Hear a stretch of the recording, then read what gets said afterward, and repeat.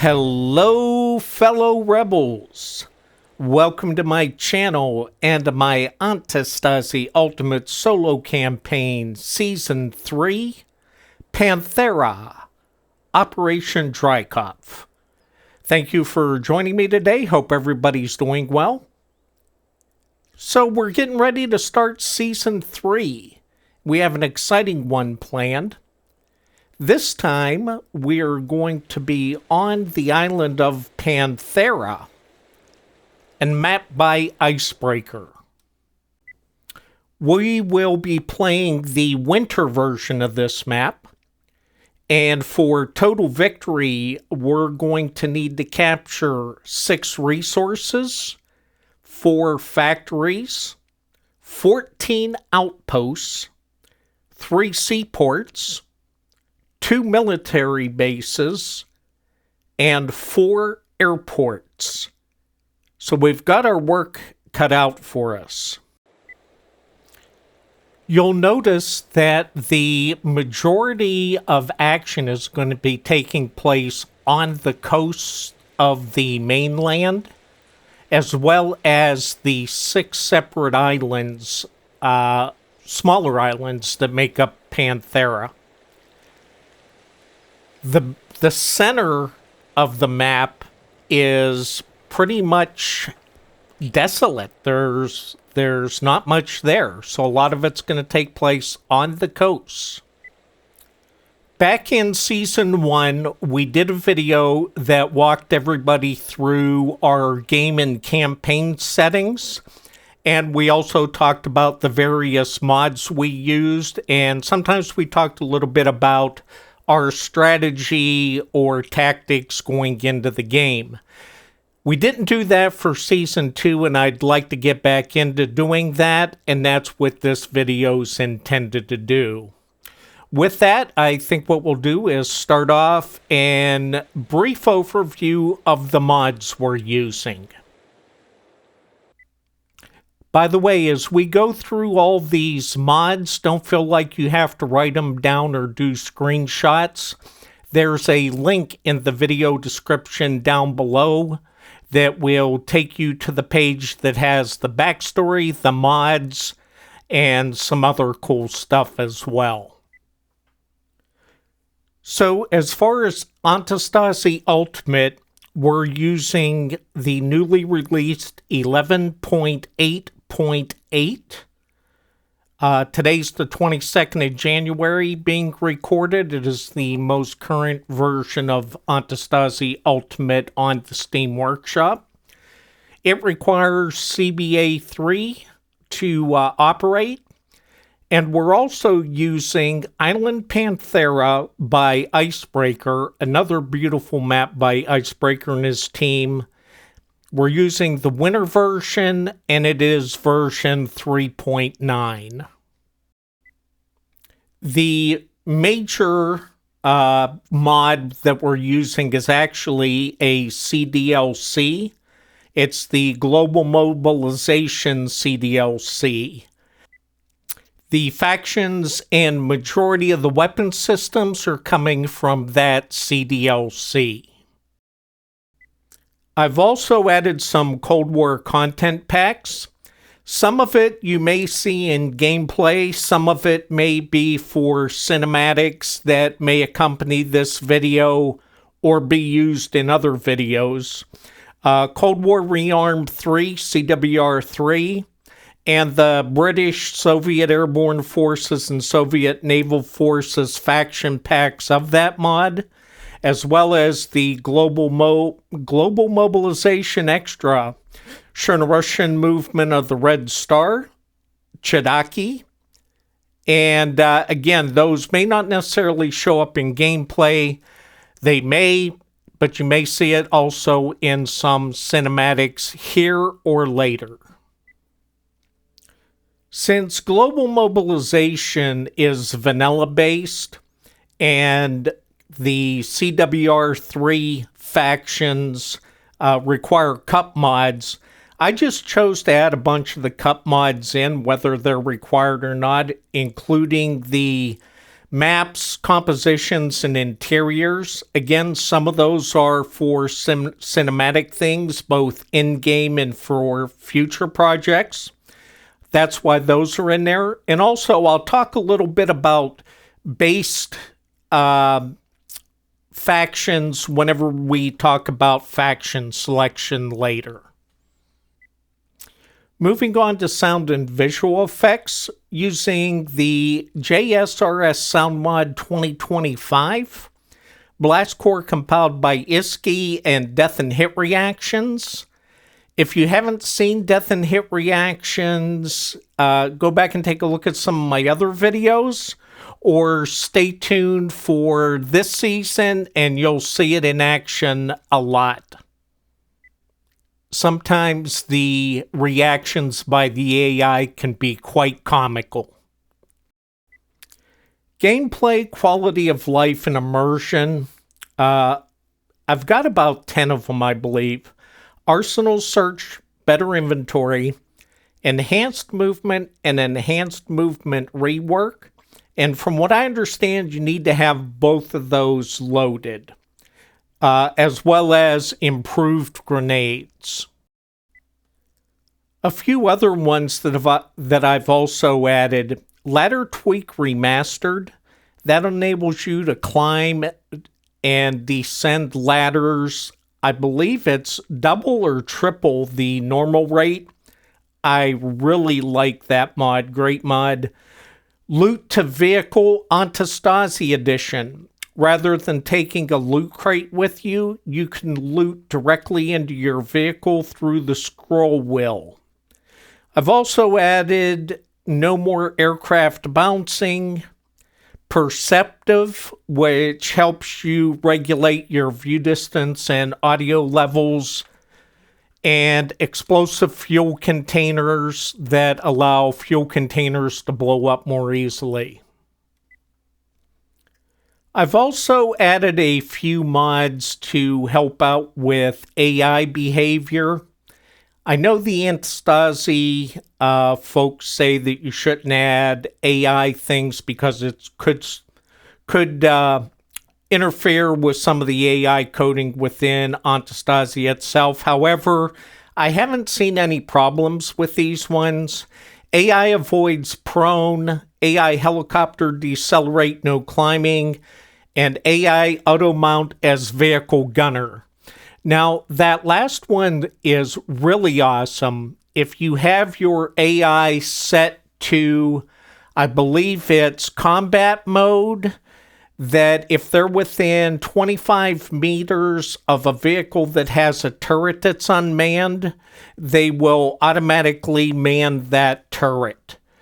I actually really like that mod. I used it the entire time during my last campaign in Fapavo. And these last two sets of mods all deal with Eden, Zeus, and building tools. Again, these aren't necessarily for gameplay, maybe for cinematics, maybe to help out during gameplay, but mostly for cinematics for this campaign, as well as some future projects I'm working on.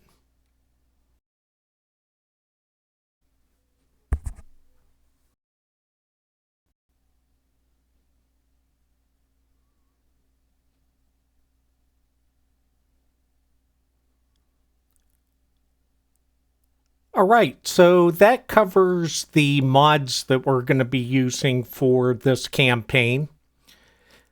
Now walk through a little bit of both the game options on the Antistasi parameter settings.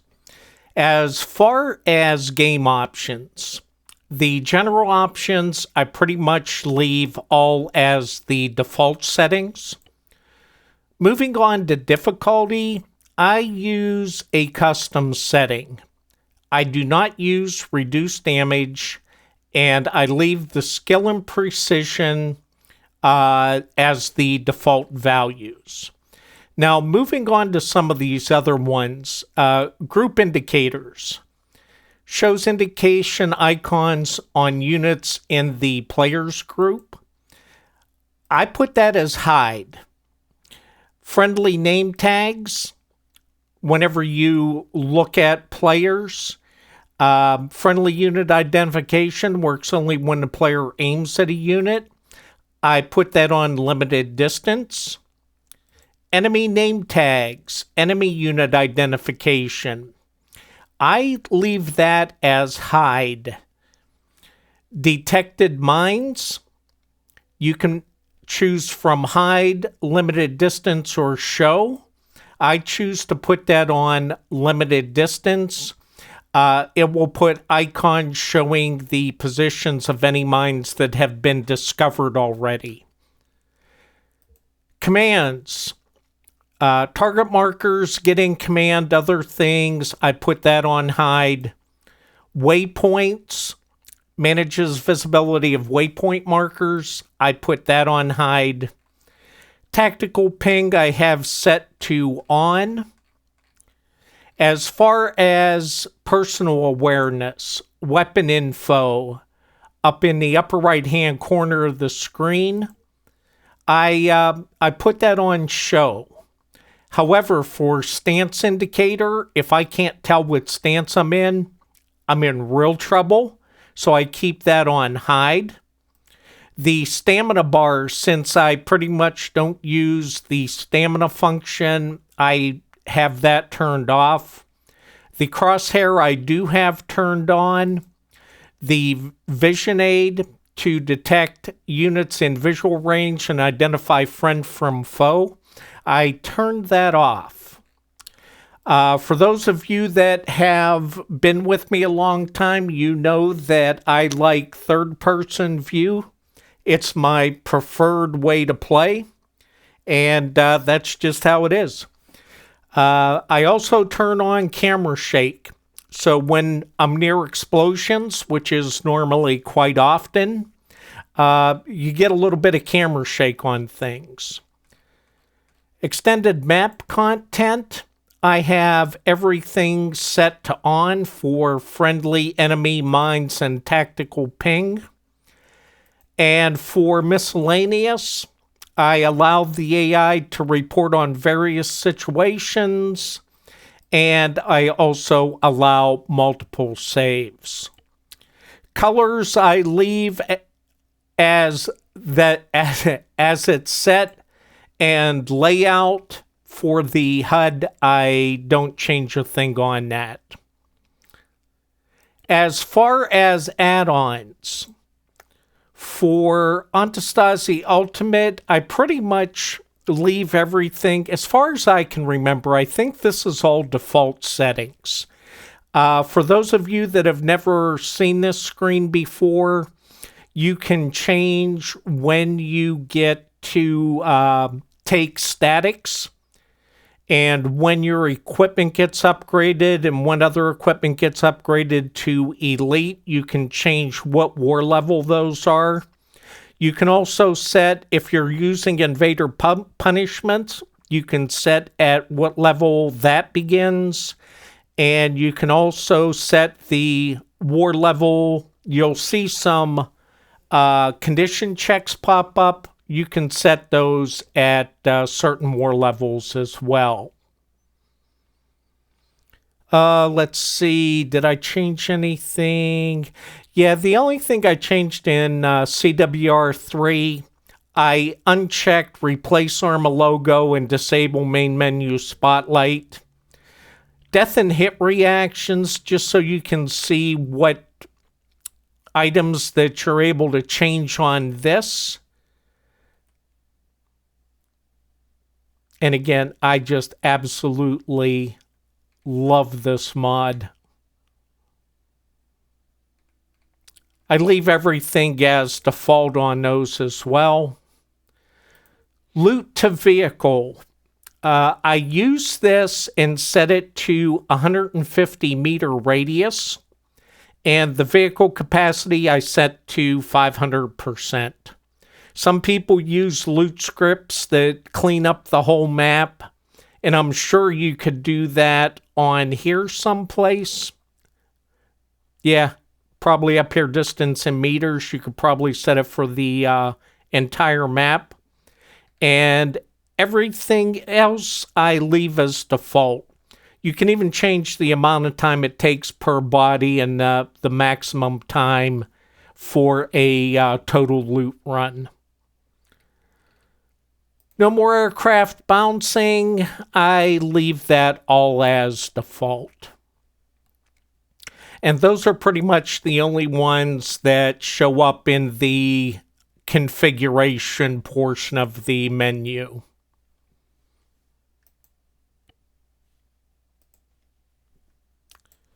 So with that, let's move over to the main screen for Antistasi and walk through the setup on that.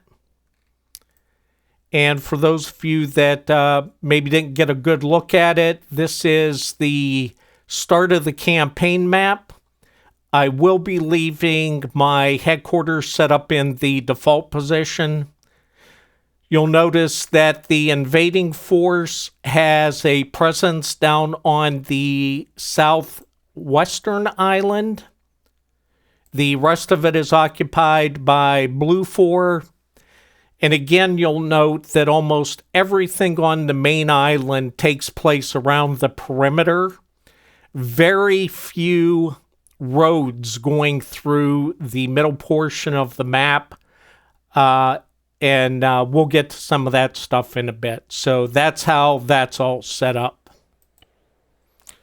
Now you notice I have a Panthera test platform up here. For every recording that I do, I have a test platform in case I run into glitches while I'm recording. Or if I'm testing out a new mod, I'll come into the test platform and make sure that it's working okay, or try to identify the cause of the problem.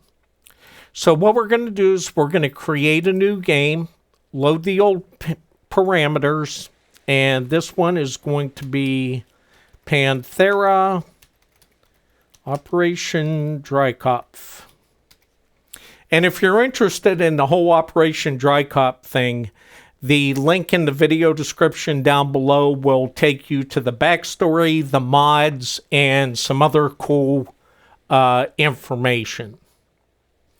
So we've got that set. Let's move over to the faction setup screen.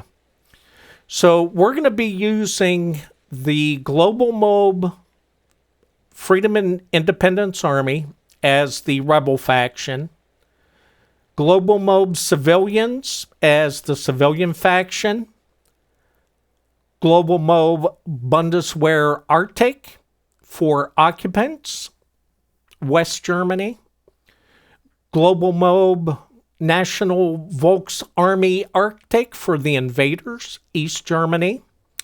And for the rivals, I'm choosing to use the Cup version of the Chadaki, the Eastern European paramilitary group of people with various backgrounds, from criminals and defectors to highly professional mercenaries and soldiers.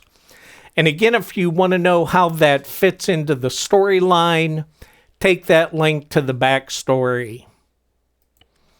As far as additional content, this campaign is set in the 1980s. Global Mob is going to be the only DLC that we're going to use. And as far as vehicles, Global Mob and the Cup Civilian Vehicle Pack are what I'm choosing to use. Parameters. And this has changed quite a bit. And I really like how they have this set up. Game mode. Rebel versus occupiers versus invaders. That's everybody versus everybody. And we will be using a rebel subfaction with medium difficulty. We will be using total victory for victory conditions. That means we have to capture all the factory's resources military bases, outposts, seaports, and airports, and have a majority of the civilian population supporting us. We do have random events set to yes, and we are putting in ambient sounds. Member options doesn't apply. We will be enabling mag repack, turret magazine repacking, improved towing of wheeled vehicles, and disabling auto smoke cover script. No, we're going to leave that on. I believe my system can handle that. And one thing about a lot of these parameters, I will also put the link in the description down below. My fellow creator, Bo-Katan, if you've never seen Bo-Katan's live streams, I encourage you to go out and check him out. There's a link to his channel down below as well. But he found something on Reddit that describes what all of these parameters mean and what the different settings mean. So I will put that link in the description, video description. As far as timer options, I do not do autosave. I should have AFK. Oh yeah, I don't have AF. I'm going to disable AFK. Should a player be considered AFK while using a UOV or Zeus? No. I don't do automatic garbage cleaner. And time multiplier, I leave as normal, 1-to-1. You can set it to where 1 hour or 1 day equals 1 hour or any of the other options. I leave it on 1-to-1. AI and balance parameters, these are spawn distance and checking for nearby enemies. That's default. Maximum civilians on server, I normally play 10. This one I'm bumping up to 15. Maximum 5 per town. Civilian traffic is medium. Allow talking to civilians, yes. And you'll be seeing some examples of that, especially in the early stages. Zombies, don't need to worry about. Support caller, I've changed that from radio man to squad leader.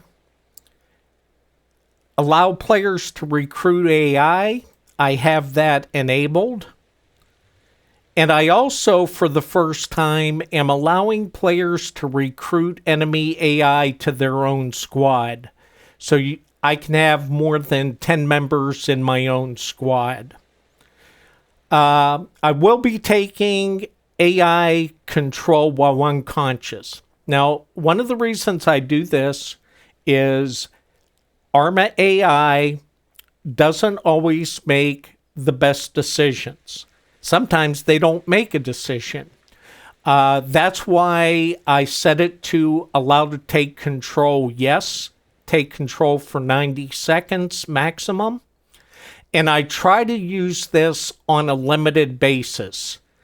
Last campaign, I literally had a guy standing next to me while I was bleeding out and did not take any action to revive me. So those are things that, hey, you know, it's part of the game package. I understand that.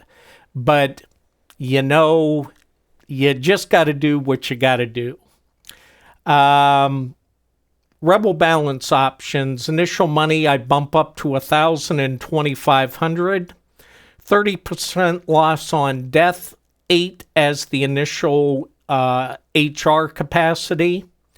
I do not play with an HR cap, although I may in my next campaign. Lose HR on death is disabled. Support point caps, I've changed from the default of 3 up to 6. I don't start with just handguns. I don't use the contact DLC.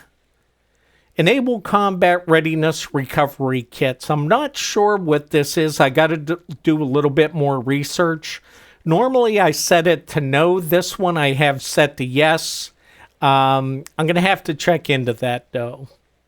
16-second revive time. It's default. Self-revive methods I do change from none to withstand. And again, I use that on a limited basis. Rally point, this is default. Stamina and fatigue, I don't play with that. I do turn weapon sway on 50%.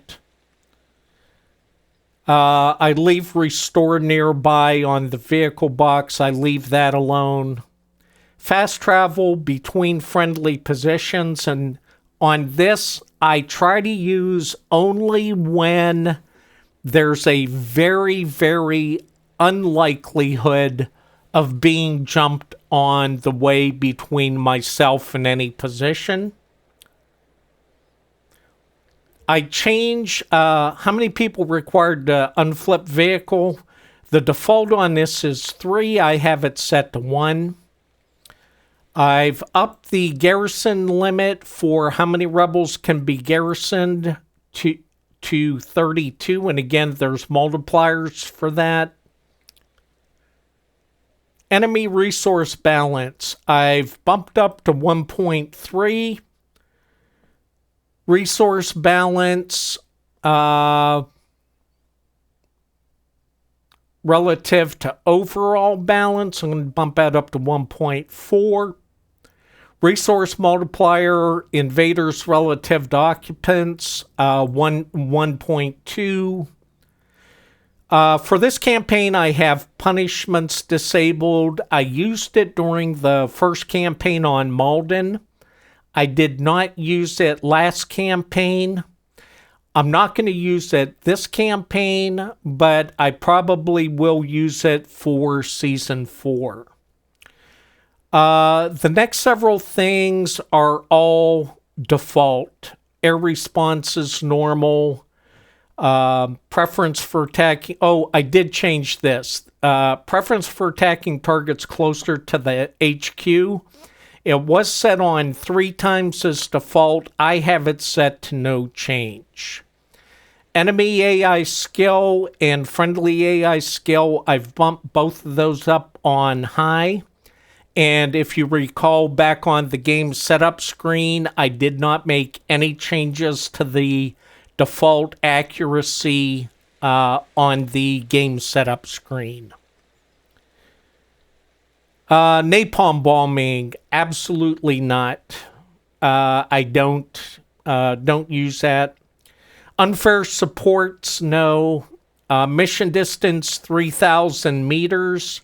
That's for when you ask Petros for a mission. He'll give you a mission within 3,000 meters of the HQ. Miscellaneous balance, friendly player markers, yes. Hide enemy zone markers, I have that set to no. I will leave those as automatically displayed. And recon distance and 3D icons I leave as default. Okay, so black market and loot parameters. Black market options, I leave all these as default. Leave them all set to no. Vanilla weapons, I'm not including in the arms dealer because this is a 1980s faction setting. Loot unlock options. This is all, I leave this all as default. And loot crate options, I leave this as default. One of the reasons I do that is because I use that loot to vehicle option and it just loots everything. Vehicle loot option, enemy locks disabled. I need to look into this. I really do. I've been promising to look into it. I'm going to have to look into that. But for this campaign, disabled. Miscellaneous loot options, again, the default sometimes chance of helmet loss and always play sound on helmet loss. Building parameters. Player permitted to use all default except for maximum quantity of persistent constructions. Default is 100. I bumped that up to 250. One of the reasons I use Zeus Place constructions a lot of times, again, I do cinematics, not just for the campaign that I'm playing at the time, but for projects I have for the future that I may need those types of video shots. Yeah, all of that's default. Experimental and developmental parameters, that'll be the last section we look at.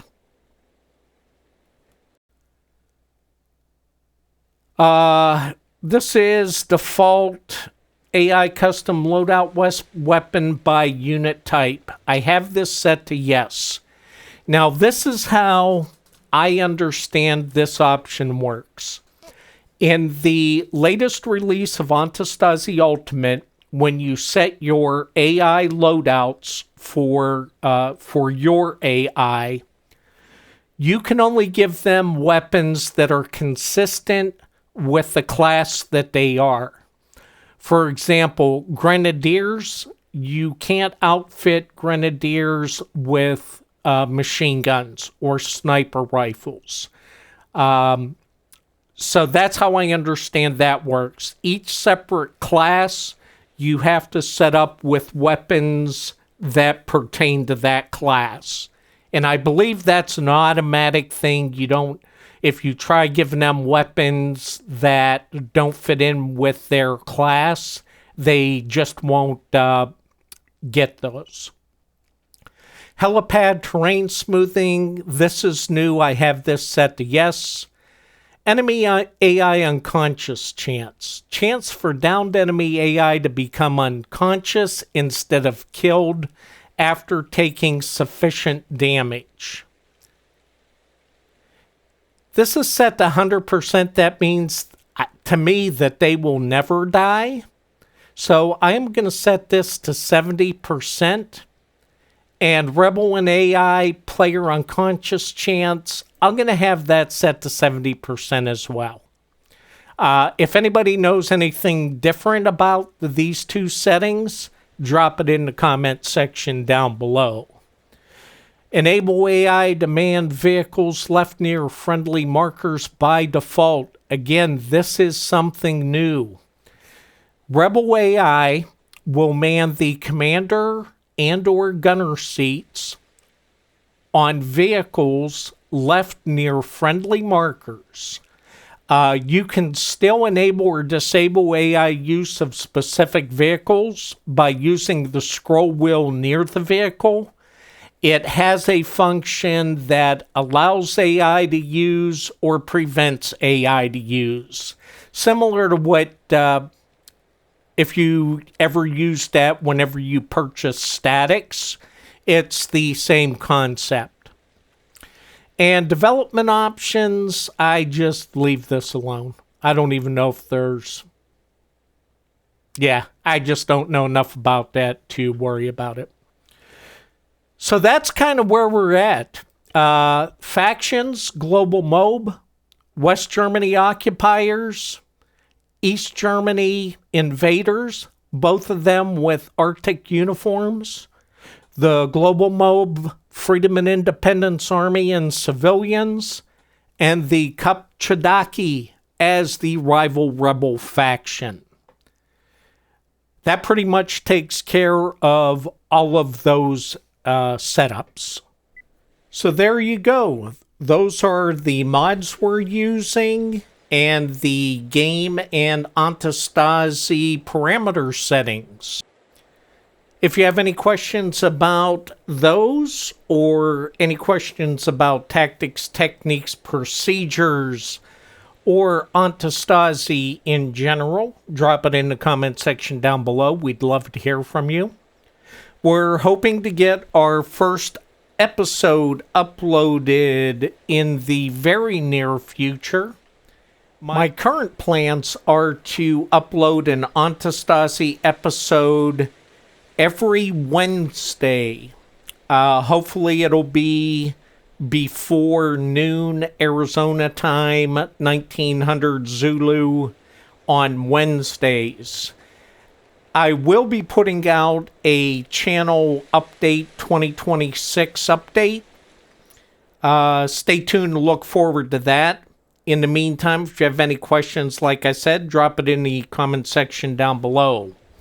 For those of you that are new, welcome. I hope you enjoyed this series. For those of you that have been with me, thank you for your support. I appreciate it. I think with that, what we'll say is, hey, we'll see you next time. Have a good one.